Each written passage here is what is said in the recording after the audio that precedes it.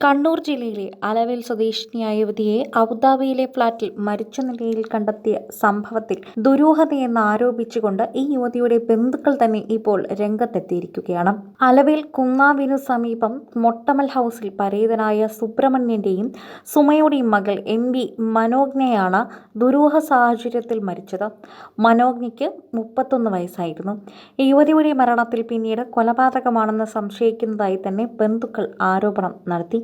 ഇവരുടെ ഭർത്താവ് ലിനേക് അബുദാബി പോലീസിന്റെ കസ്റ്റഡിയിലാണ് ഇപ്പോൾ ഉള്ളത്. കഴിഞ്ഞ ഞായറാഴ്ച രാത്രിയാണ് മരണം നടന്നതെന്ന് സൂചനയിൽ പറയുന്നു. അന്നു മുതൽ നാട്ടിൽ നിന്ന് ബന്ധുക്കൾ ഫോണിൽ ബന്ധപ്പെടാൻ ശ്രമിച്ചിരുന്നുവെങ്കിലും കഴിഞ്ഞിരുന്നില്ല. 2 ദിവസം കഴിഞ്ഞ് വിവരമറിയിച്ചതിനെ തുടർന്ന് അബുദാബിയിലുള്ള ബന്ധുക്കൾ അന്വേഷിച്ച് എത്തിയപ്പോഴാണ് മരണവിവരം അറിയുന്നത്. ലിനേക് അപ്പോഴും ഫ്ളാറ്റിലുണ്ടായിരുന്നു. ഞായറാഴ്ച രാത്രി ഇവരുടെ ഫ്ളാറ്റിൽ ബഹളം കേട്ടതായി അയൽവാസികൾ അബുദാബി പോലീസിന് മൊഴി നൽകിയിട്ടുണ്ട്.